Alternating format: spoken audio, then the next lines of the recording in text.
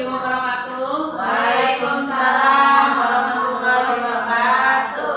Terima kasih kepada Bapak Ekses dan Bapak Ibu guru yang sudah hadir di sini di ruangan ini untuk menghadiri presentasi saya mengenai modul 1.4 tentang budaya positif. Sebelumnya saya pemberian pengantar dulu. Yang terhormat kepada Bapak Kepala Sekolah yang hari ini tidak bisa hadir, yang terhormat juga kepada Bapak Ibu guru yang sudah hadir di sini. Salawat serta salam kita panjatkan kepada Nabi kita Nabi Muhammad SAW yang telah memberikan kesehatan sehingga kita bisa berkumpul di sini untuk menghadiri acara saya. Kita buka dengan bacaan Al-Fatihah. Kita buka dulu acara ini dengan bacaan Al-Fatihah. Kita mulai. Bismillahirrahmanirrahim. Alhamdulillahirrahmanirrahim.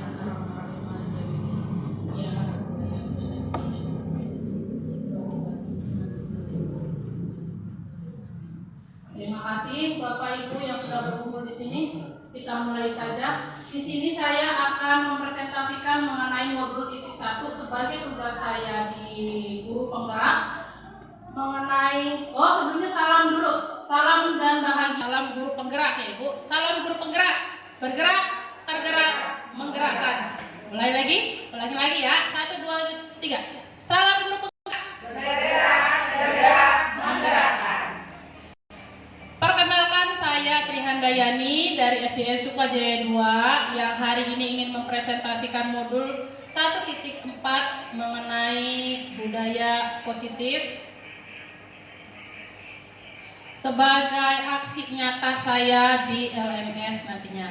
Nah, di diseminasi ini tentang budaya positif nanti saya akan menjelaskan atau memaparkan mengenai disiplin positif dan nilai-nilai kebajikan universal, teori motivasi hukum dan penghargaan restitusi, keyakinan kelas, kebutuhan dasar manusia dan dunia berkualitas, terus ada 5 posisi kontrol dan yang yaitu segitiga restitusi. Nah, untuk pertanyaan pemantiknya yang pertama, apakah Anda setuju dengan pernyataan ini? Hukuman dapat mendisiplinkan anak. Setuju tidak Bu? Pak? Tidak. Kedua, pemberian hukuman dengan hal positif seperti membaca atau membersihkan halaman sekolah dapat meningkatkan disiplin anak. Setuju?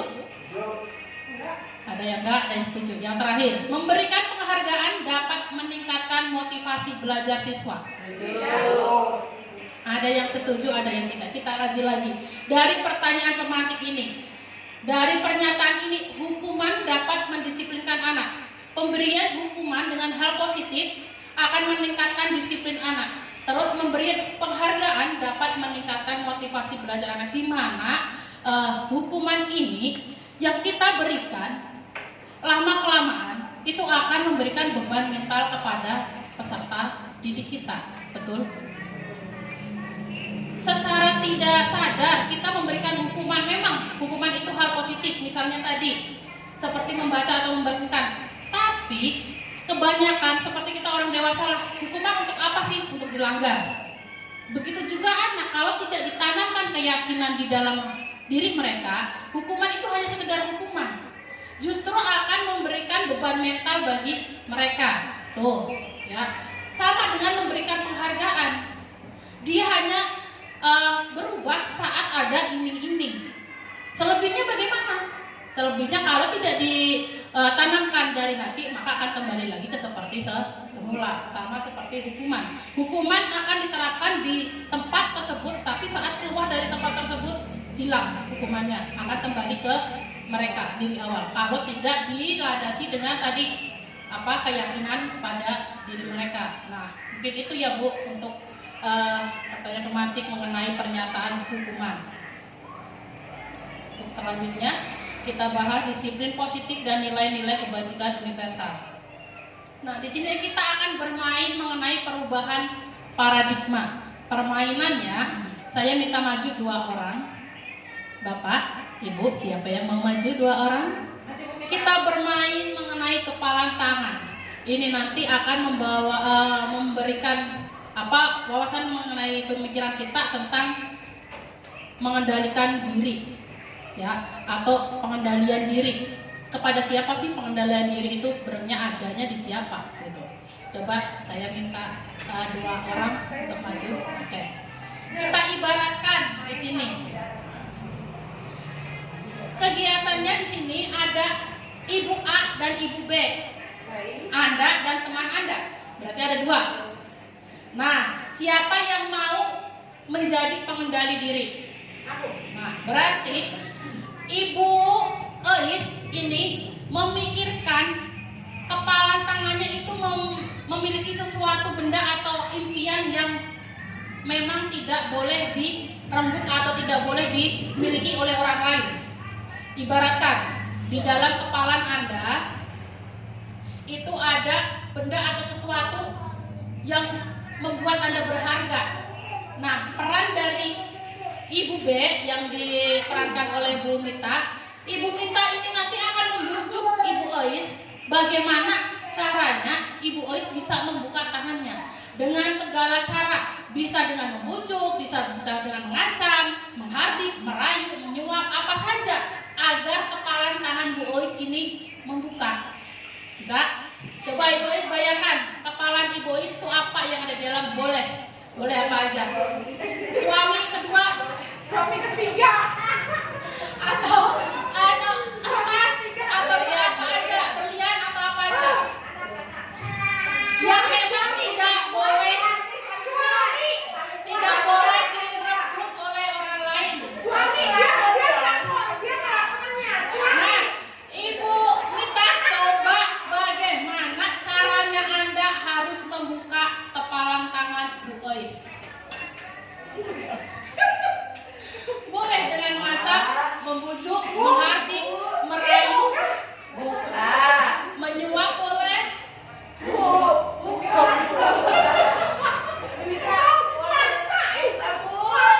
Masa bener lagi aja mana? Saya istri. Boleh dengan menghardik, merayu, menyuap, apa saja pokoknya Cantik. itu bisa kebuka. Jadi aku tidak mau buka. Aku kan lebih sakit dari kamu. Suaminya susah ya, Di. Harus dengan berbagai cara. Gimana caranya Bu Mita membuka tangan Bu Eis? Daripada saya menghabiskan energi terus menerus, minta dong 100. Asik. 50.000 dulu. Boleh. 50.000 boleh? Buka dong. Enggak, belum. Kurang. 2.000. Masih belum dibuka. Kurang banyak. 2.000. Aduh, capek nih. Oh, banyak. Ayo, jangan ngomel-ngomel dibuka. Mau. Ayo. Boleh dengan bujukan, ancaman, menghardik, merayu, menyuap. Ayo, udah dibuka.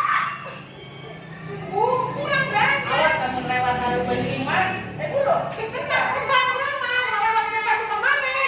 Boleh dengan ancaman, boleh dengan suapan, apa saja agar dapat Udah membuka. capek ini, udah capek.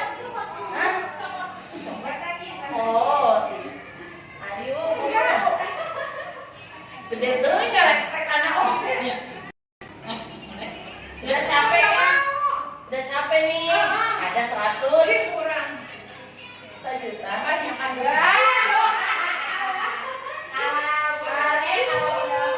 Bagaimana ini caranya? Di sini berarti Bu Mita tidak bisa membuka tangan Bu Eis. Susah. Ya, Ada yang lain? Ada yang lain? Atau? sudah. Apa sih ya? Di sini dari acting Ibu Eis dan Bu Mita ini kita bisa lihat siapa yang memegang kontrol diri kita. Diri sendiri kita. Jadi yang memegang kontrol atas diri kita itu diri sendiri.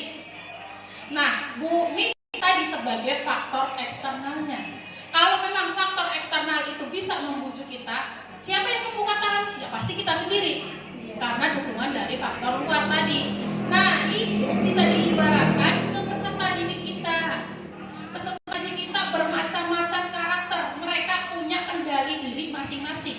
Kita sebagai guru itu faktor eksternalnya sebagai bagaimana kita bisa meluluhkan atau kita bisa mendidik mereka menjadi menuju ke nilai-nilai kebajikan atau jalan yang benar.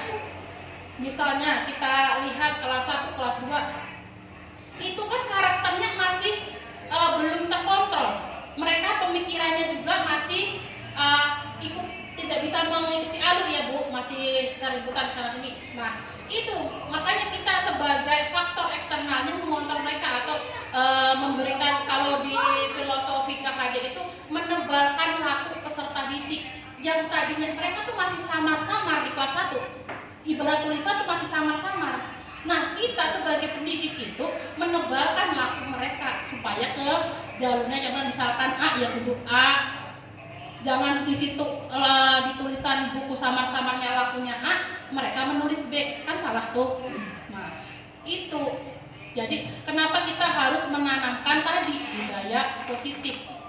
Budaya positif itu nanti akan menjadikan keyakinan dalam diri anak yang nantinya akan membudaya. Itu tadi yang diibaratkan antara peserta didik dan guru dengan permainan kepalan tangan.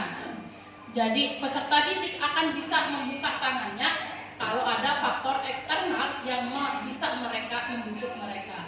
Nah di sini perubahan paradigma teori kontrol atau ilusi kontrol. Dari pertama ilusi guru mengontrol murid, ilusi bahwa kritik dan membuat orang merasa bersalah dapat menguatkan karakter, ilusi bahwa semua penguatan positif dan bermanfaat, ilusi bahwa orang dewasa memiliki hak untuk memaksa, itu hanya ilusi ya. Nah untuk selanjutnya, apakah makna disiplin? Berasal dari kata Latin disciplina yang artinya belajar. Makna asal dari kata ini berkonotasi dengan disiplin diri dari murid-murid Sokrates dan Plato. Disiplin diri membuat orang menggali potensinya menuju sebuah tujuan apa yang dia hargai.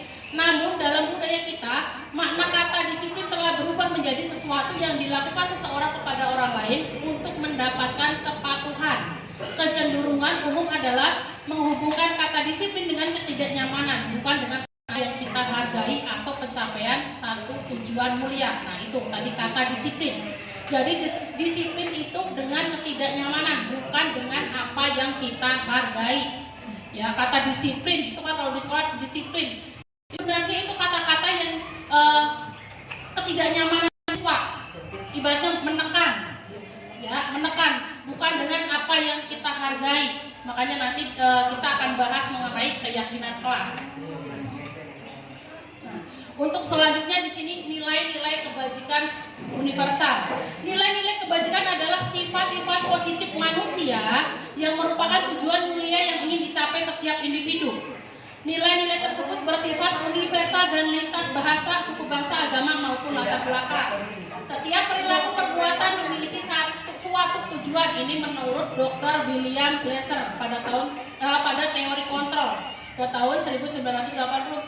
Nah, dengan mengaitkan nilai-nilai kebajikan yang diyakini seseorang, maka motivasi intrinsiknya akan terbangun sehingga menggerakkan motivasi di dalam untuk dapat mencapai tujuan mulia yang diinginkan. Ini dari Diana Gosen tadi, makanya kenapa ada tadi Ibu Ois dan Bu Mita berperan sebagai memerankan teori kontrol tadi ya, menggenggam tangan di sini.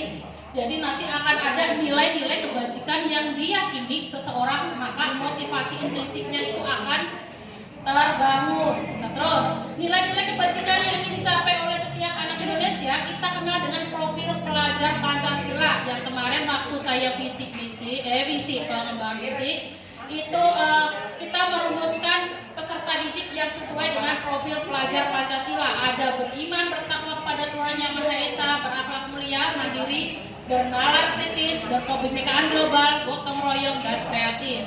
Nah, di sini ada nilai-nilai kebajikan yang ingin kita capai. Banyak ya Bu. Setiap siswa berbeda-beda nilai-nilainya juga dalam dirinya. Ada yang peduli, ada yang rajin, ada yang kreatif, ada yang rendah hati, ada yang berprinsip, ada yang lurus hati, ada yang bijaksana. Setiap anak pasti memiliki nilai-nilai kebajikan berbeda. tinggal kita nanti menebalkan lampunya. Nah, yang kedua, eksplorasi konsep kedua yaitu teori motivasi hukuman dan penghargaan restitusi. Di sini ada teori motivasi perilaku manusia. Teori motivasi ada tadi motivasi eksternal dan motivasi dari internal atau dalam diri. Dari pertama, untuk menghindari ketidaknyamanan atau hukuman.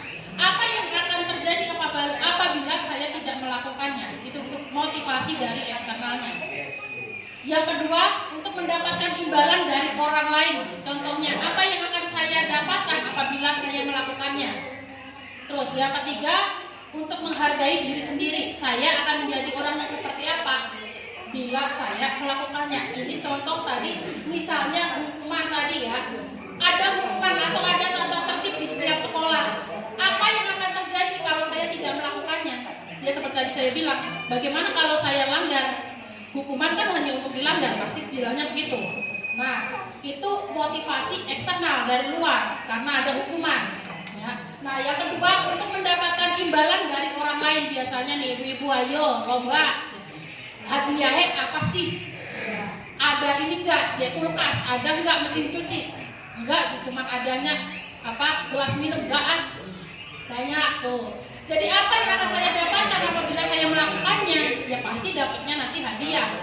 Setelah itu ya bubar lagi, gitu kan. Nah, yang ketiga nih intrinsik motivasi yang memang ada dalam diri. Nah, itu tujuan dari disiplin positif pada nomor 3. Jadi untuk menghargai diri sendiri. Saya akan menjadi orang seperti apa bila saya nanti melakukannya? Seperti itu. Misalnya ikut guru prestasi, enggak hadiah seutik misalnya. Tapi kalau kita memikir saya mengikuti ini nanti atau saya mengikuti CGP misalnya, saya akan menjadi seperti apa? Jangan dengan iming-iming mengikuti CGP buat jadi kepala sekolah, bukan itu. Tapi lebih dari itu. Apa sih yang ada nanti seperti apa yang akan saya lakukan kalau mengikuti? Pasti otomatis yang satu yang kita ambil dulu hikmahnya, misalnya, oh saya menambah wawasan saya menambah pengetahuan, saya menambah teman. Kalau misalnya jadi kepala sekolah itu di luar iming-iming dari guru gerak, contohnya seperti itu. Nah, di sini ada Ki Hajar Dewantara. Merdeka menurut Ki Hajar Dewantara. Merdeka itu artinya tidak hanya terlepas dari perintah, akan tetapi juga cakap buat memerintah sendiri. Nah, tuh. Jadi bukan hanya memerintah siswa, tapi juga cakap memerintah diri sendiri. Itu namanya merdeka. Makanya sekarang anak bersih. Tuh, berarti belum merdeka itu. Ya. Nah, yang selanjutnya itu apa itu restitusi? Restitusi adalah proses menciptakan kondisi bagi murid untuk memperbaiki kesalahan mereka sehingga mereka bisa kembali pada kelompok mereka dengan karakter yang lebih kuat. Restitusi juga merupakan proses kolaboratif yang mengajarkan murid untuk mencari solusi untuk masalah mereka dan membantu murid berpikir tentang orang seperti apa yang mereka ingin menjadi, tujuan mulia, dan bagaimana mereka harus memperlakukan orang lain. Itu restitusi. Nah, ini adalah 9 ciri-ciri restitusi. Pertama, bukan untuk menebus kesalahan, namun untuk belajar dari kesalahan. Yang kedua, memperbaiki hubungan. Yang ketiga, tawaran, bukan paksaan. Tawaran ya Bu, bukan paksaan. Yang keempat, restitusi menuntut untuk melihat ke dalam diri. Bukan menilai orang lain, tapi melihat ke dalam diri. Yang kelima, restitusi mencari kebutuhan dasar yang mendasari tindakan. Bukan hanya menjas, tapi mencari kebutuhan dasar yang mendasari tindakan. Yang keenam, restitusi diri adalah cara yang paling baik. Yang ketujuh, restitusi fokus pada karakter, bukan tindakan. 8, restitusi fokus pada solusi, bukan penekanan atau apalagi mencari masalahnya. Yang ke-9, restitusi mengembalikan murid yang berbuat salah pada kelompoknya. Itu 9 ciri dari restitusi. Yang ketiga, pembelajaran ketiga yaitu keyakinan kelas. Setelah tadi memahami restitusi, sekarang kita memahami mengenai keyakinan kelas. Pertanyaan pematiknya, mengapa tidak peraturan saja, mengapa sih harus keyakinan kelas? Apa bedanya peraturan dengan keyakinan kelas? Pasti beda. Ya. Nah, pertanyaan tematik yang pertama, mengapa kita memiliki peraturan harus menggunakan helm bila mengendarai kendaraan roda 2? Aturan kan? Ya, kalau aturan pasti ada. Kita kalau di jalan raya harus menggunakan helm, ada aturannya, ada undang-undangnya. Tapi sering ada yang melanggar. Itu karena kalau cuma memahami mengenai aturan. Beda dengan keyakinan. Nah, kalau keyakinan, meskipun tidak ada polisi, kita kan tetap pakai helm. Karena apa? Karena kita yakin helm itu memberikan keselamatan bagi diri kita. Kita tidak tahu akan kecelakaan atau apa. Kalau membawa helm, kita yakin pasti akan baik-baik saja. Kalau tidak bawa helm, kalau ada kecelakaan pasti akan langsung hancur, seperti itu kan. Nah, itu antara hukum dan keyakinan. Kalau hukum pasti itu harus dipakai wajib, nanti kena denda atau kena tilang. Yang kedua, mengapa kita memiliki peraturan 3M, menggunakan masker, mencuci tangan, dan menjaga jarak kemarin tuh waktu COVID. Ada yang tidak mau pakai, itu hanya peraturan. Tapi pas saat dia terkena COVID misalnya baru, oh ya yakin kalau pakai masker itu ternyata bisa menghalangi penyakit atau virus itu masuk. Nah, itu bedanya antara yakin itu tumbuh dari diri kita, sedangkan peraturan itu yang ada di luar atau lembaga yang mengatur. Gitu. Nah, yang ketiga, mengapa kita memiliki peraturan harus datang tepat pada waktu saat mengikuti pelatihan? Sama halnya seperti itu. Ada tuh yang biasanya kayak bapak, jam berapa pelatihan? Jam 10, kayak datang jam 11. Banyak. Nah, kalau keyakinan dari diri kita datang tepat waktu supaya saya tidak ketinggalan informasi. Nah, itu keyakinan dari diri kita masing-masing. Kalau tadi yang peraturan nanti aja lah. Kadang kayak ini jam 10, jamnya jam 11 aja nanti aja lah kalau mau pulang aja datangnya. Nah, gitu ya. Untuk motivasi intrinsik, kembali ke nilai-nilai atau keyakinan yang menggerakkan seseorang dibanding mengikuti serangkaian peraturan tadi itu, seperti mengepalkan tangan juga sama. Nah, ini adalah seperti gambaran peraturan kelas.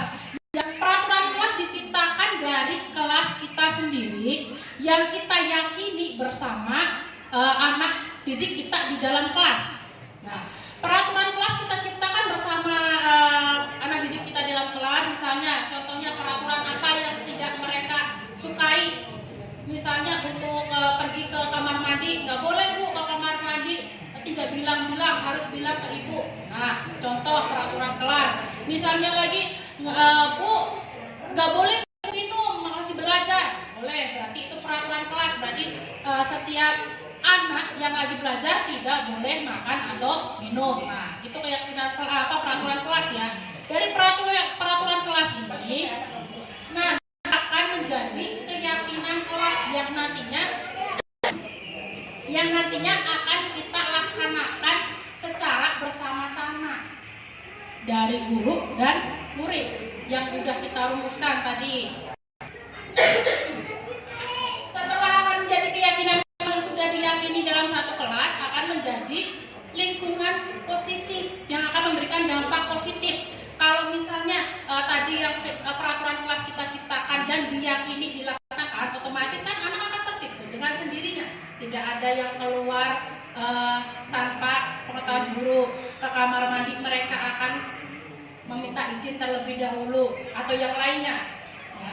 Nah, itu nanti akan menjadi lingkungan positif di dalam kelasnya. Selanjutnya, lama-lamaan diterapkan dan sudah menjadi mendarah daging, itu nanti akan menjadi budaya positif yang akan diteruskan atau bisa dicontoh ke kelas yang lain.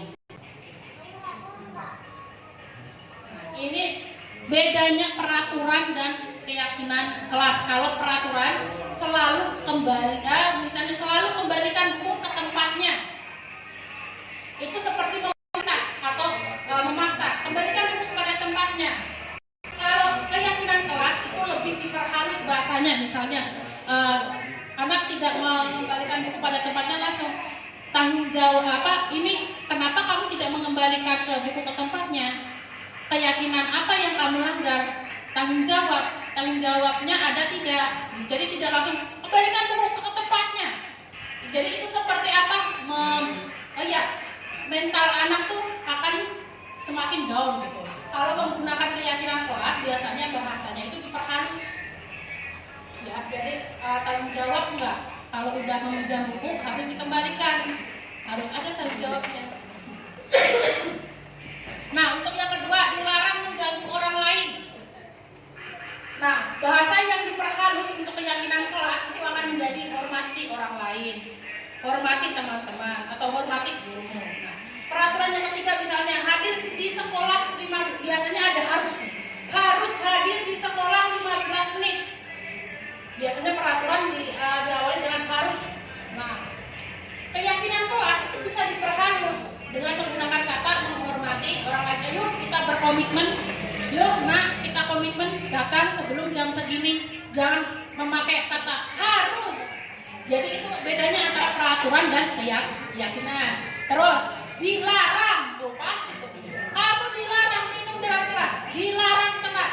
Itu seperti peraturan. Nah, kita ubah bahasanya menjadi keyakinan kelas. Contohnya, ayo kita menghormati orang lain atau ayo kita menghargai orang lain dengan datang tepat waktu supaya orang lain teman-teman kita yang sedang belajar juga tidak terganggu menunggu kamu yang telat kayak gitu. Nah, di sini dilarang melakukan kekerasan, itu kan untuk keselamatan. Bisa menggunakan keyakinan kelas dengan bahasa yang lebih halus. Jangan bertengkar, kita hormati satu sama lain. Jadi intinya itu di peribahasanya. Peribahasa antara peraturan dan keyakinan kelas. Kalau keyakinan kelas itu biasanya peribahasanya itu diperhalus sampai di sini. Jangan berlari di kelas atau koridor. Jangan berlari di kelas atau koridor. Bisa dengan anak, jangan menggunakan kata jangan anak-anak atau berlari atau berjalanlah demi keselamatan kalian atau demi keamanan. Kalau di sini kan jangan berlari-lari, jangan, terus dilarang, harus, kata-kata peraturan. Beda dengan keyakinan kelas yang bisa diperhalus kata-katanya. Nah, di sini tindakan guru, hukuman atau konsekuensi. Bedanya hukuman dengan konsekuensi tipis banget. Misalnya mencatat 100 kali di dalam buku kalimat saya tidak akan terlambat lagi karena terlambat ke sekolah. Hukuman atau konsekuensi. Di sini tulisannya berarti itu hukuman. Lari mengelilingi lapangan masuk ke hukuman. Terus murid diminta untuk push up 15 kali karena tidak menggunakan masker, itu hukuman. Menggantikan kertas tugas temannya yang telah dicoret-coret, itu konsekuensi. Karena apa? Konsekuensi itu menggantikan, dia tahu dia salah telah mencoret-coret, makanya konsekuensinya dia harus mengganti. Jadi untuk kata-katanya juga beda. Membersihkan tumpahan air di meja tulis karena tersenggol pada saat belajar, itu juga konsekuensi. Hukuman lagi nih, murid disuruh, nah udah masuk ke hukuman. Lagi lari mengelilingi lapangan basket karena terlambat, masuk ke hukuman. Jadi untuk lari masuk ke dalam konsekuensi. Lari mengelilingi lapangan basket karena terlambat, konsekuensinya karena dia telat berarti harus lari. Perbedaan hukuman dan konsekuensi. Hukuman itu sesuatu yang menyakitkan yang harus terjadi. Konsekuensi adalah sesuatu yang harus terjadi. Hukuman membuat anak sakit fisik maupun hati untuk jangka waktu lama, sedangkan konsekuensi membuat anak merasa tidak nyaman dalam jangka waktu yang pendek. Terus hukuman, anak membenci kedisiplinan, konsekuensi anak menghargai disiplin. Untuk hukuman itu paksaan, kalau konsekuensi itu stimulus tanggapan atau stimulus respon. Hukuman mendorong anak menyakiti diri sendiri, kalau konsekuensi mendorong anak agar mudah menyesuaikan diri. Hukuman konsep diri yang buruk, kalau konsekuensi konsep diri yang baik. Hukuman anak belajar untuk menyembunyikan kesalahan, konsekuensi anak belajar untuk mematuhi peraturan. Hukuman, marah, rasa bersalah, dipermalukan, merasa tak dihargai, sedangkan konsekuensi, kehilangan hak, dibuat tidak nyaman, diasingkan untuk sementara. Itu perbedaan dari hukuman dan konsekuensi. Nah, sekarang masuk ke dalam eksplorasi konsep pembelajaran 4, kebutuhan dasar manusia dan dunia berkualitas. Kebutuhan dasar manusia itu ada 5. Yang pertama, bertahan hidup. Pasti manusia butuh makan dan butuh hidup. Terus ada penguasaan. Kita pernah melihat di anak di dalam kelas yang pengennya merasa, wah saya pintar loh ini loh. Nah, terus kebebasan. Anak pasti perlu kebebasan. Kelas 1 apalagi suruh diem aja nggak mau. Pasti pengennya muter-muter. Nah, kesenangan sama anak nggak mau diatur, nggak mau belajar ini terus, pengennya gambar. Nah, anak berarti suka gambar. Aku pengennya membaca aja, berarti anak senang membaca. Terus kasih sayang dan rasa diterima. Biasanya ada anak tuh yang caper pakai warna-warna. Sebenarnya dia itu butuh kasih sayang, cuma salah penerapannya. Pakai cat di warna-warna, kalau enggak ada yang lain di ini yang ngomongnya jorok, ada tuh kelas 1. Sebenarnya dia itu pengen kasih sayang dari gurunya, rasa diterima. Ya, ada tuh kelas 1 ya Bu, yang ngomongnya jorok. Setiap ibu nerangin ngomongnya jorok. Sebenarnya dia itu pengen kasih sayang, cari perhatian, pengen dikasih sayang, pengen diomong aja. Nah, tuh Bu, besok disayang-sayangnya Bu. Nah, di sini ada contoh kalimat. Ibu guru bilang aku tidak boleh bersenandung sewaktu mengerjakan tugas. Katanya kelas harus tenang, tidak ada suara. Padahal aku kan suka dan senang menyanyi. Nah, berarti itu kebutuhan kesenangan. Dia butuh kebutuhan kesenangan. Yang kedua, ibu guru tidak menyapaku hari ini. Padahal aku pakai jepit rambut baru loh. Nah, itu tuh butuh kasih sayang dan rasa ingin diterima. Terus, aku bosan. Masa belajarnya cuma gitu-gitu aja, dengerin ibunya ceramah memang. Itu butuh kebebasan aja. Mereka ke lapangan, jalan-jalan ke pasar, asal jangan pulang ke rumah. Nah, yang terakhir, aku sebel. Gambarku tidak rapi, malah ibu guru nunjukin ke teman-temanku di dalam kelas. Kebanyakan. Nilainya berapa? Dapat nilai 20 nih. Nah, 20 nih, sini nih 20. Mereka butuh penguasaan, ya maksudnya dihargai lah, hargai. Jangan langsung, nih, ini dapat 20. Oh, ini dapat 30. Jangan. Jadi nanti beban mental buat anak juga. Mereka bertahan. Kan katanya kelas 2 tidak bisa membaca, biarkan nanti di kelas 3. Kelas 3 tidak bisa membaca, biarkan nanti kelas 4. Sampai kelas 6 tidak bisa membaca, pasrahkan ku Allah Ta'ala. Kumaha. Iya. Nah, sekarang masuk ke posisi kontrol. Kalau tadi kita sudah mempelajari kebutuhan dasar tentang manusia, anak-anak kita sekarang gurunya. Eksplorasi konsep pembelajaran 5 posisi kontrol yang harus dimiliki oleh seorang guru. Kita lihat dulu videonya. Nanti kita bisa meratapi saya di mana sih gitu.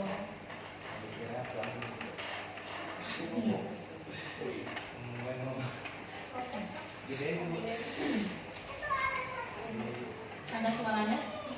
Nggak ada. Oh, yang ini. Ada nggak suaranya?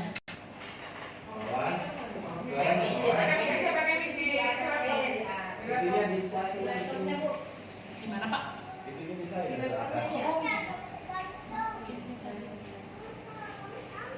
Di mana?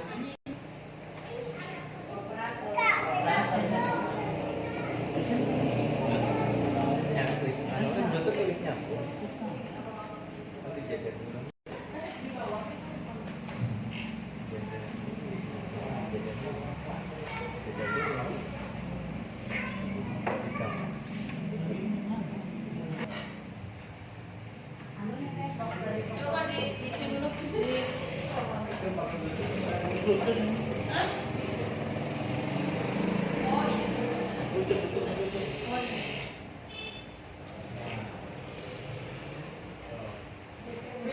Perjalanan seorang pendidik agar dapat mengenali dirinya. Pada video Nah, kali ini, untuk sesi ini kita akan melihat video mengenai posisi kontrol Diane Gosser dan yang contoh ada di penerapannya. video YouTube ini. Sesi ini kita akan melihat video mengenai posisi kontrol Diane Gosser dan yang contoh ada di penerapannya. video YouTube ini.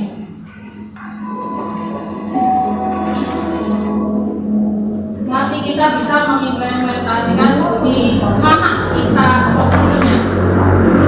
Yang pertama, posisi pembunuh. Yang kedua, posisi membuat merasa bersalah.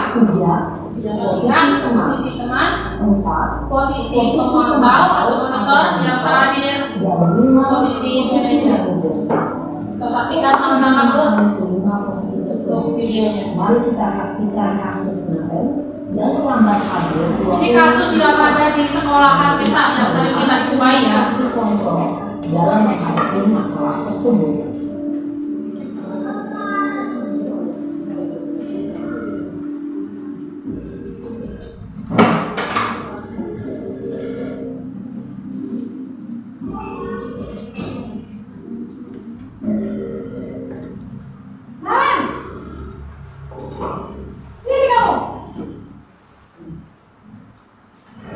Tampang-tampang guru kayaknya boys nih. Ya, kamu deh, pasti terlambat. Maaf Bu, saya Apa? Apa coba? Alasan kamu apa lagi? Ngapain sih kamu bisa terlambat? Marah sekali ya kamu jadi anak. saya Dasar pemalas. Gak kapok-kapok sih kamu.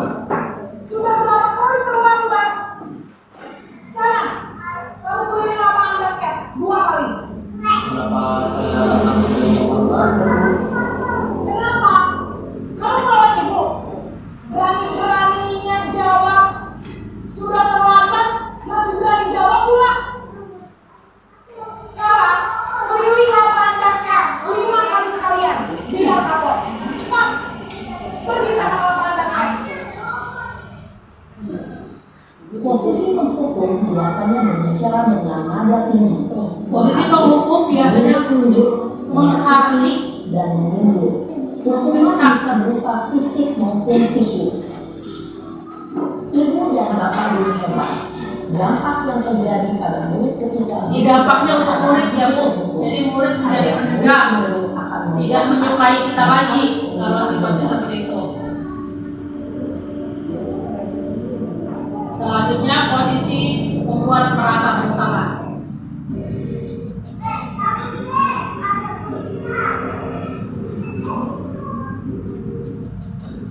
Dewi kayaknya. Naren,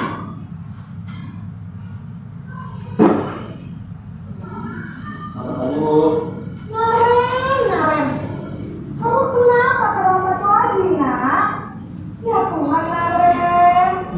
Kamu senang ya bikin ibu susah ya? Kalau kamu terlambat lagi, nanti ibu yang tegur bapak kepala sekolah, nak. Bisakah ibu tidak bisa membina kamu? Duh, gimana ini? Maaf Bu, Ibu pasti Naren. Kamu suka ya kalau ibu tegur bapak kepala sekolah? Terus, sekarang ibu harus tulis apa ini di buku absen? Ini kamu sudah sering terlambat loh. Ibu harus apa coba? maaf Bu, maaf sekali. Ya sudah, lain kali jangan bikin ibu susah lagi ya nak ya. Ibu tidak akan kuat lagi kalau kamu begini terus. Bisa jadikan kalau ibu tegur bapak kepala sekolah. Sekarang cepat kelas. Maaf ya Bu, maaf sekali. Nah itu tadi adegan membuat merasa bersalah. Nanti kita bisa mengimplementasikan di mana kita posisinya. Yang pertama, posisi pembunuh. Yang kedua, posisi membuat merasa bersalah. 3. Yang ketiga, posisi teman. 4. Posisi pemantau atau monitor. Yang terakhir, Dan 5. posisi manajer. manajer. Kita Kita saksikan Untuk sama-sama, Bu, memahami kelima posisi untuk tersebut, videonya. mari kita saksikan kasus Naren yang terlambat hadir 20 Ini kasus menit yang sekolah. ada di sekolahan kita yang sering kita jumpai ya. Posisi kontrol dalam menghadapi masalah tersebut.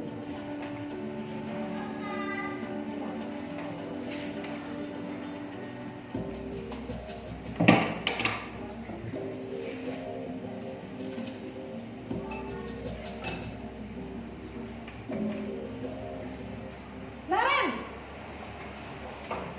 Sini kamu! Selamat pagi, Bu. Tampang-tampang guru kayaknya begois nih. Terlambat. Kamu deh, pasti terlambat. Maaf, Bu. Saya Apa? Apa coba? Alasan kamu apa lagi? Kapan sih kamu tidak terlambat? Malas sekali ya kamu jadi anak. saya Dasar pemalas. Gak kapok-kapok sih kamu. Sudah berapa kali terlambat?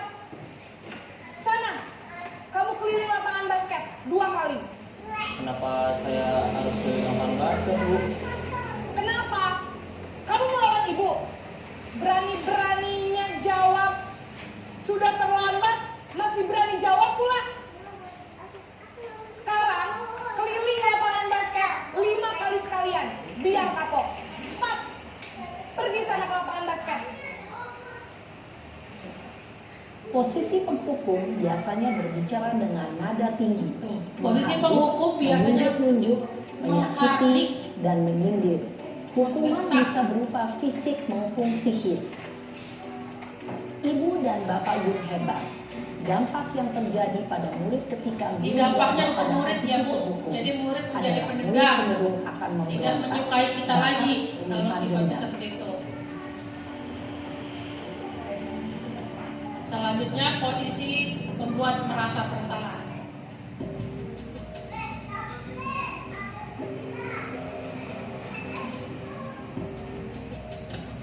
Bu Dewi nih kayaknya. Naren!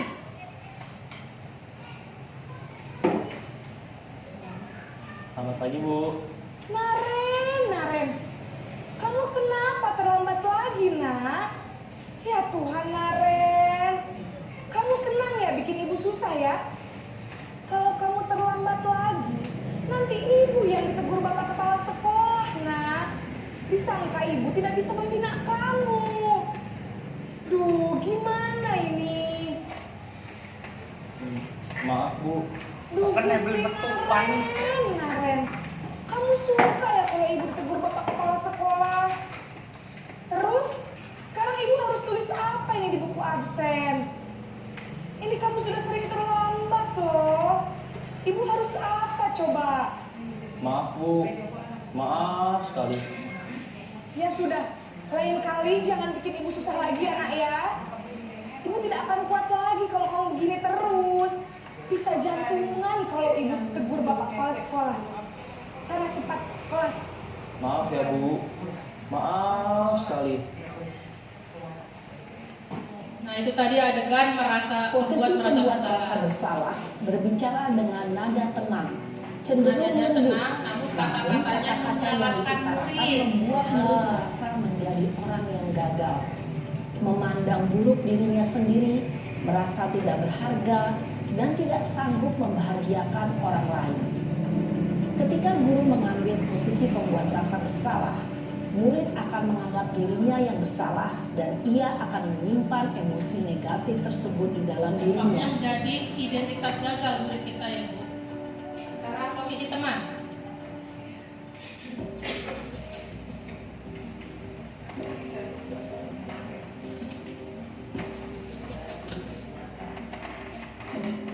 Miss Eka nih kayaknya. Naren,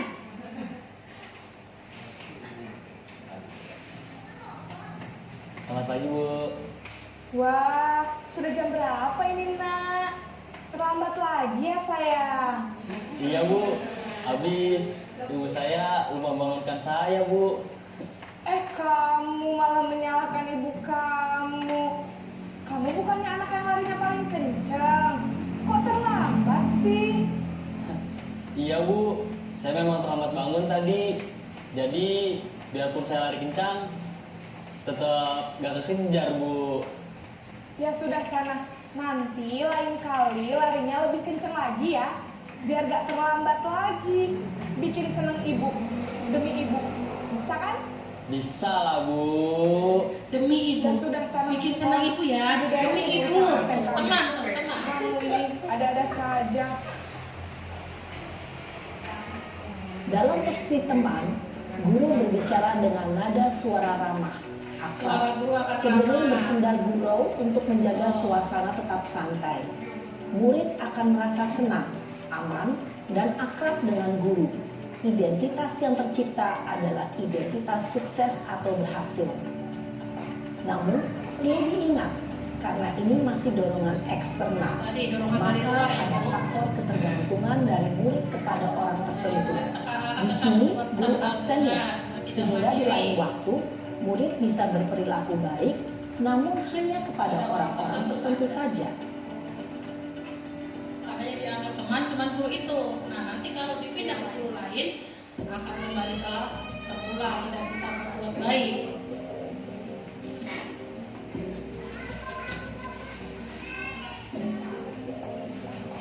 Naren, Nih, pemantau nih ya. Selamat pagi, Bu. Buatan kayaknya nih. apa peraturan sekolah kita tentang jam berapa kita harus masuk sekolah, nak? Kita harus di sekolah jam 7, Bu. Iya betul, sekarang sudah jam 7.20. Naren sudah tahu konsekuensinya jika terlambat hadir. Paham, Bu. Saya harus tinggal kelas pas jam istirahat selama 20 menit. Iya benar, konsekuensinya demikian.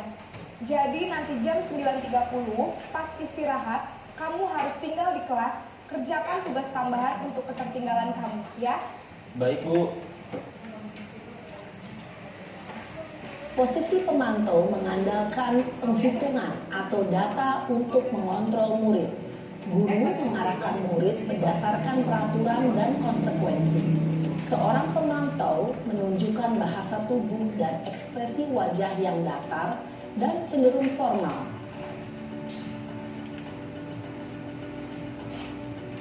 Selanjutnya posisi terakhir, posisi manajer.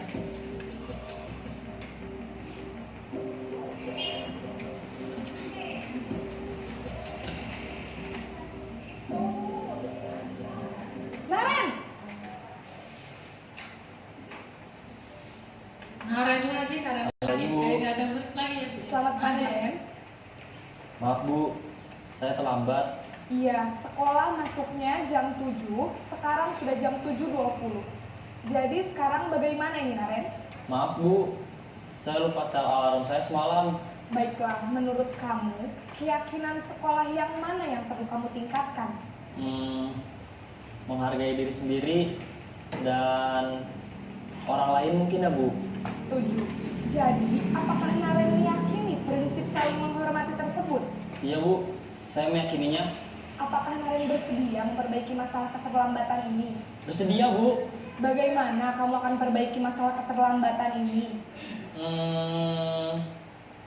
Saya akan coba untuk tidak lupa menyetel alarm saya, Bu. Baik, kalau Naren lupa menyetel alarm di rumah, ada orang yang kira-kira bisa bantu mengingatkan tidak? Ada, Bu. Kakak saya, Kak Emma. Ada lagi selain Kak Emma? Selain Kak Emma, ada ibu saya. Baik, jadi yang mengingatkan Naren adalah Kak Emma dan ibu kamu ya? Kira-kira akan mulai start alarm kapan nih, Naren? Setelah pulang sekolah, akan segera saya lakukan. Baik, jadi Naren akan setel alarm untuk bangun besok pagi dan akan diingatkan oleh kakak dan ibunda Naren ya. Ada lagi yang mungkin perlu dilakukan, Naren? Agar tidak terlambat bangun lagi. Tidak ada, Bu. Baik, Naren, terima kasih untuk kerjasama kamu. Sekarang kamu perlu kembali ke kelas untuk belajar. Baik, Bu. Terima kasih. Posisi manajer adalah posisi kontrol yang disarankan untuk membimbing murid memiliki Di sini sikap posisi disiplin manajer itu yang positif. disarankan ya, Bu, Yaitu yang murid disarankan yang untuk membimbing bertanggung murid jawab kita dan dapat agar melaksanakan tercipta usaha. identitas positif Tujuan atau dari berhasil. posisi ini adalah agar murid dapat berefleksi atas tindakannya Jadi tujuannya murid itu merefleksi atau memperbaiki tindakannya. Jadi dampaknya nanti murid akan mandiri, percaya diri, dan dapat memecahkan masalahnya sendiri. Ibu dan Bapak guru hebat, setelah mengamati adegan kelima posisi kontrol tadi, kira-kira posisi setelah mengamati posisi kontrol tadi, kira-kira posisi mana yang paling ideal? Manajer. Apakah kita sudah menerapkan posisi manajer? Belum. Nah, dari melihat ini nanti video ini dan mengikuti presentasi ini, mudah-mudahan nanti kedepannya kita bisa lebih menerapkan posisi manajer di kelas kita masing-masing. Jangan langsung menjudge anaknya atau menghakimi anak. Kita cari dulu permasalahannya. Nah, untuk selanjutnya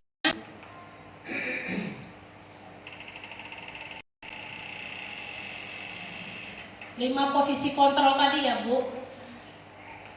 Ada apa tadi ya Bu? Apa ada penghukum?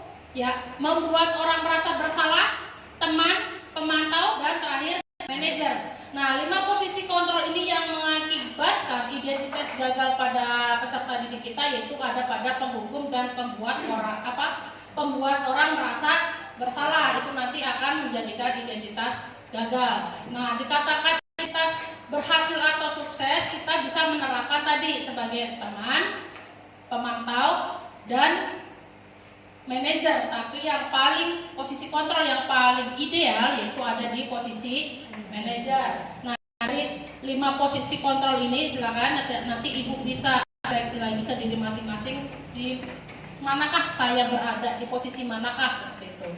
Nah, di sini ada pernyataan-pernyataan tadi. Saya kecewa sekali dengan kamu. Nah, itu membuat orang merasa bersalah, yang biasanya kita tadi ya di video juga singgung pertanyaan-pertanyaan seperti ini. Saya kecewa sekali dengan kamu, atau ibu kecewa sekali dengan kamu. Nah, itu ciri-ciri bahasa pembuat orang merasa bersalah. Nah, untuk yang kedua, kamu tidak pernah benar melakukannya. Itu ciri-ciri kata-kata sebagai posisi kontrol penghukum. Nah, kalau di nomor 3, ayolah lakukan demi ibu. Tadi tuh ada di video, demi ibu, untuk ibu. Nah, itu posisi kontrol sebagai teman. Untuk pernyataan yang selanjutnya, apakah kamu mau mendapatkan stiker bintang hari ini, atau apakah kamu mau mendapatkan permen atau apa sebagai imbalan. Nah, itu siapa yang mengatakan? Itu posisi kontrol sebagai pemantau. Terus bagaimana kamu bisa menyelesaikan masalah ini? Nah, itu biasanya kata-kata yang dilontarkan oleh seorang posisi manajer, karena mereka nanti guru itu posisi manajer akan menyelesaikan masalah dengan berbagai tawaran. Kamu selalu saja yang paling terakhir, itu juga penghukum. Nah, setelah tadi membahas 5 posisi kontrol, kita akan membahas segitiga restitusi. Jadi kita tadi sudah melihat posisi kontrol manajer yang kita idealkan sebagai posisi kontrol yang paling ideal. Nah, itu nanti akan ditempuh dengan beberapa langkah yang ada di segitiga restitusi. Nah, segitiga restitusi itu apa aja yang di dalamnya? Pertama, itu menstabilkan identitas. Jadi tadi setiap orang pasti pernah melakukan kesalahan. Pertama, kita stabilkan identitas dulu si anak ini kalau mereka memiliki masalah. Nah, yang kedua baru memvalidasi kebutuhan, divalidasi dulu. Setelah itu baru menanyakan keyakinan kelasnya. Contohnya ada lagi nih, contoh dari segitiga restitusi.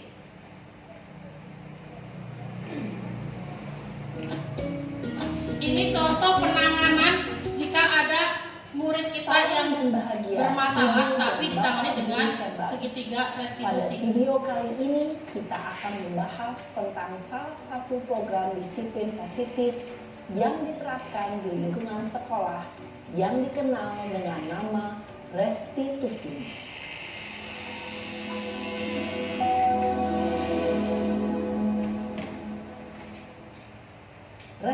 restitusi dikembangkan oleh pakar pendidikan Diane Gosson, berlandaskan pada teori kontrol Dr. William Glasser. Segitiga restitusi adalah suatu proses dialog yang Ketika restitusi adalah suatu proses dialog yang dijalankan oleh guru atau orang tua agar dapat menghasilkan murid yang mandiri dan bertanggung jawab. Pada saat guru di posisi manajer, aspek yang dikembangkan pada murid adalah motivasi intrinsik, Dari dalam dirinya sehingga masing-masing. penanaman nilai-nilai kebajikan dapat tumbuh dan berkembang menjadi suatu kebiasaan positif yang akhirnya membentuk karakter murid. Proses dialog ini terdiri dari 3 langkah yang digambarkan pada ketiga sisi pada segitiga restitusi. Sisi pertama adalah menstabilkan identitas. Sisi yang kedua adalah validasi tindakan yang sama. Dan sisi yang ketiga adalah menanyakan keyakinan. Ibu dan bapak guru, berikut ini akan ditunjukkan bagaimana seorang guru berada dalam posisi manajer menggunakan penerapan segitiga restitusi.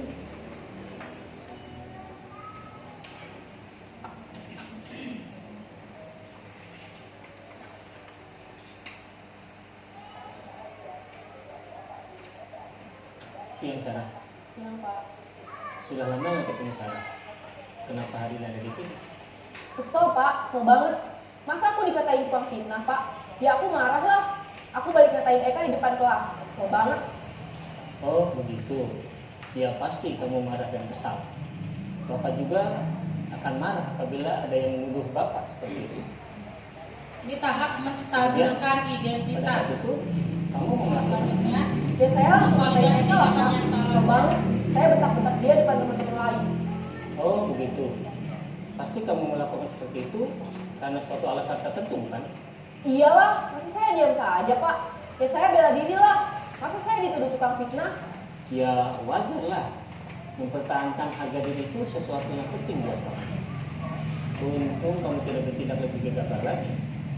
Hanya menggunakan Iya Pak. Untung saya masih bersabar dan hanya membentak saja. Sudah gemes padahal. Saya pasti bela diri lah. Ya pasti ya, tapi kamu memilih untuk tetap bertahan dan bersabar. Kamu memilih untuk tidak berbuat lebih parah lagi kan? Iya.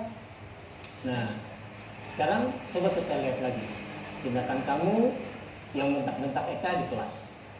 Tindakan kamu itu kira-kira sesuai dengan keyakinan kelas atau prinsip kamu tidak? Nah, ini menanyakan keyakinan Capek, di Pak, kelasnya. Jadi keyakinan atau prinsip mana yang kurang sesuai dengan keinginan kamu? Ya, saya sebenarnya sangat menghargai orang lain. Jadi prinsip keyakinan kelas menghargai orang lain yang ada di dalamnya. Jadi tidak menunjukkan sikap itu. Kamu meyakini tidak? Menghargai orang lain itu penting buat kamu. Yakinlah Pak. Iya, setuju. Kita harus saling menghargai. Namun, ada juga keyakinan yang kita sepakati yang perlu kita jalankan apabila kita sedang marah, bukan? Ya saya bisa lebih proaktif. Mulai dengan diri sendiri. Saya bisa jadi lebih bersabar, mengambil waktu jeda untuk berpikir mau apa selanjutnya. Kira-kira kamu bersedia memperbaiki masalah ini tidak? Bersedia Pak. Kalau kamu memperbaiki masalah ini, kamu akan menjadi orang seperti apa? Saya akan menjadi orang yang bertanggung jawab kali ya Pak. Dan senantiasa proaktif. Iya, menurut kamu bagaimana rasanya menjadi orang seperti itu? Ya nyaman lah, bangga bisa bersabar dan menahan diri. Baiklah kalau begitu. Yuk kita pikirkan bagaimana memperbaiki masalah ini. Oke, selesai. Nah, dari video ini sebenarnya kita sudah menjalankan segitiga restitusi, cuman tidak runtuh. Kita sering kalau ada anak bertengkar kita tanyain ya Bu, kamu kenapa? Ada apa? Nah, cuma tidak, kita sebenarnya sudah menjalankan, cuman tidak runtuh seperti tadi segitiga restitusi. Jadi kita masih ngaca. Sebenarnya kita sudah menstabilkan, juga sudah menanyakan identitas sudah, cuma tidak runtut. Tuh. Nah, siapa tahu dengan adanya video ini, melihat tadi video ini, kita bisa tahu jalannya segitiga restitusi apa yang harus kita lakukan. Kita cari dulu permasalahannya, terus kita tawarkan dulu cara penyelesaiannya menurut siswa kita. Jangan kita sebagai guru, udah kamu ini langsung itu. Nah, jadi kita kembalikan lagi kepada peserta didik atau murid kita supaya mereka itu punya pribadi yang mandiri untuk menyelesaikan masalahnya sendiri. Kita tawarkan apa seharusnya yang ingin kamu lakukan, atau kalau sudah kita membuat keyakinan kelas apa yang harus kita kuatkan, atau keyakinan kelas apa yang kamu langgar, bisa nggak kamu memperbaiki. Mungkin disitu akan nanti timbul dari dalam diri siswa tadi, intrinsi tadi, sehingga akan menjadi budaya positif. Nah, untuk selanjutnya ini tadi kasus tadi sudah ya kasusnya. Lanjut ke disiplin positif. Ini tadi rangkuman semua yang tadi sudah kita jelaskan. Jadi disiplin positif itu terdiri dari teori kontrol atau teori pilihan dari Dr. William Glasser. Nah, itu tadi ada Anda tidak bisa mengontrol orang lain, hanya Anda yang bisa mengontrol diri Anda. Tadi sudah dipraktekkan dengan menggenggam tangan. Semua perilaku itu memiliki tujuan, model berpikir menang-menang, kolaborasi dan konsensus menciptakan pilihan-pilihan baru. Realitas atau kebutuhan kita berbeda satu dengan yang lain, jadi berusaha memahami pandangan orang lain. Maka disitu jadi nanti akan ada teori motivasi yang akan didukung dengan posisi kontrol tadi dan kebutuhan dasar manusia. Maka akan tercipta makna disiplin, yaitu belajar kontrol diri dengan menggali potensi kita agar tercapai tujuan mulia, yaitu sesuatu menjadi seorang yang kita inginkan berdasarkan nilai-nilai yang kita hargai. Nah, itu disiplin positif yang ingin kita tuju. Nah, selanjutnya terima kasih. Nah, tadi itu yang sudah saya paparkan, semoga bisa kita aplikasikan untuk kedepannya. Saya ucapkan terima kasih untuk Bapak Ibu yang sudah hadir di sini. Saya cukupkan sampai di sini. Wassalamualaikum warahmatullahi wabarakatuh.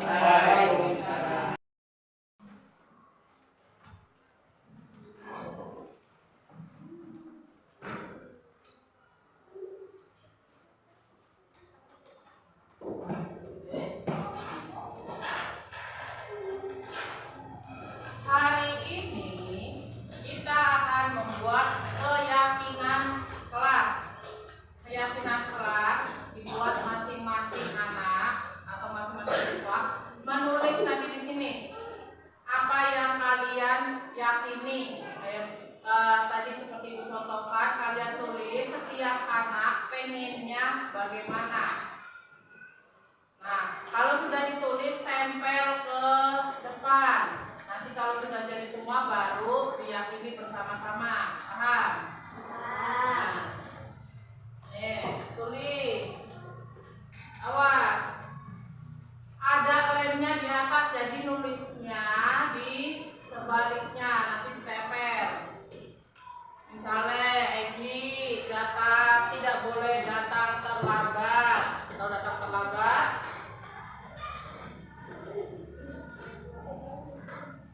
Boleh. Tidak boleh, misalnya tidak boleh bawa makanan, tidak boleh makan dan minum pada saat belajar. Terus apa lagi?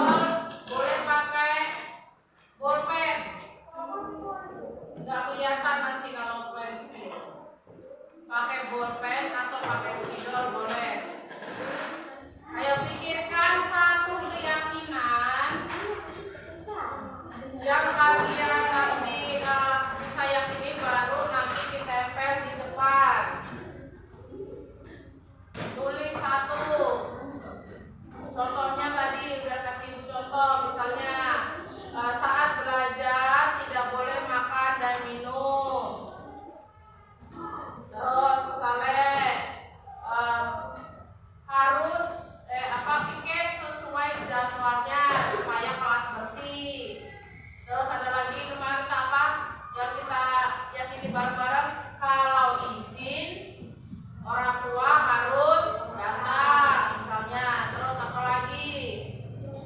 Yang tidak piket apa kemarin? Tulis satu-satu. Satu aja ya, setiap anak satu saja. Keyakinan atau peraturan yang ingin ditulis, nah tulis di sini, tempel, yuk ditulis satu aja, pengennya apa?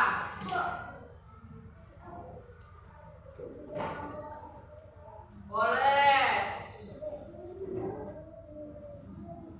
Tidak boleh membuang sampah sembarangan.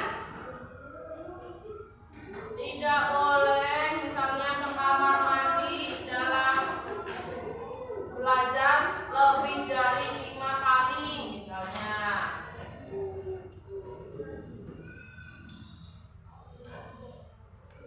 Atau lagi tidak boleh membuli, saling membuli. Tidak boleh saling membuli, harus saling menghargai. Terus apalagi?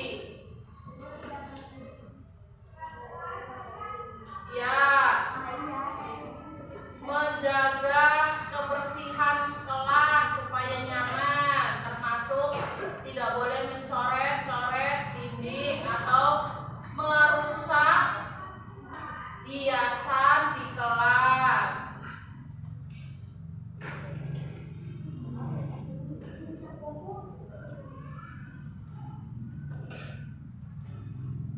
Terus apa lagi sok? Satu anak satu.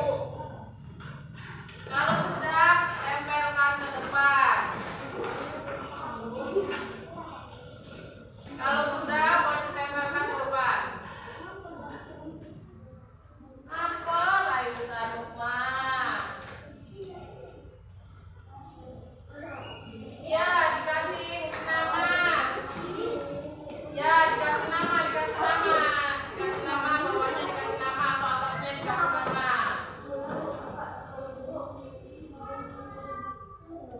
Hah?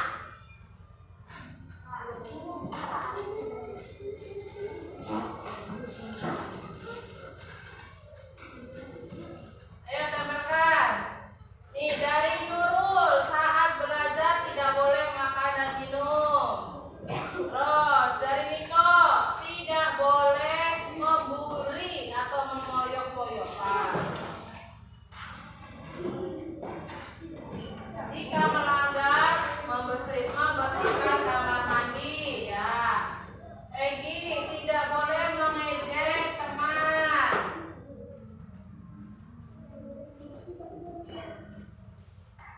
Dan hidup lagi. Dari Zadia, tidak boleh merusak hiasan. Dari Muhibah, tidak boleh mencoret-coret dinding. Sabar, tidak boleh membuang sampah sembarangan.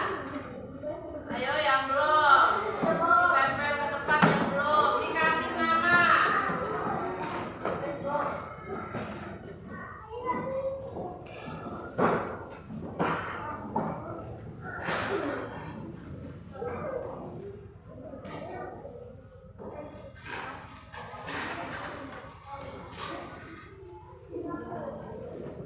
Sudah semua?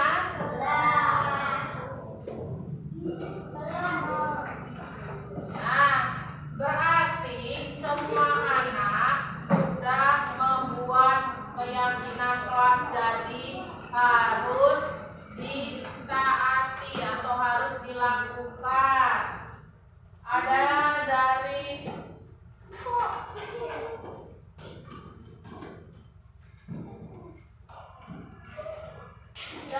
apa tadi? Iya, tidak boleh merusak hiasan. Dari Clara, piket sesuai jadwal kelas. Terus dari Intan, tidak boleh berisik. Kalau berisik, membersihkan kamar mandi. Terus dari Cindy, tidak boleh membuli.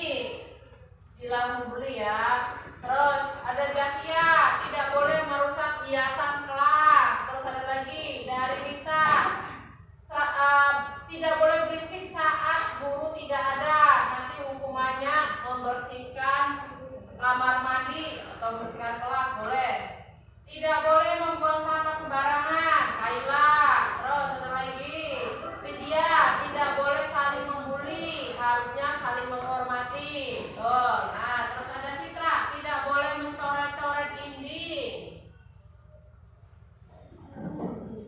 Ada lagi Chelsea, tidak boleh keluar masuk kelas di saat tidak ada guru. Nih siapa nggak ada namanya nih, baju tidak boleh dikeluarkan. Nah, harus tertib.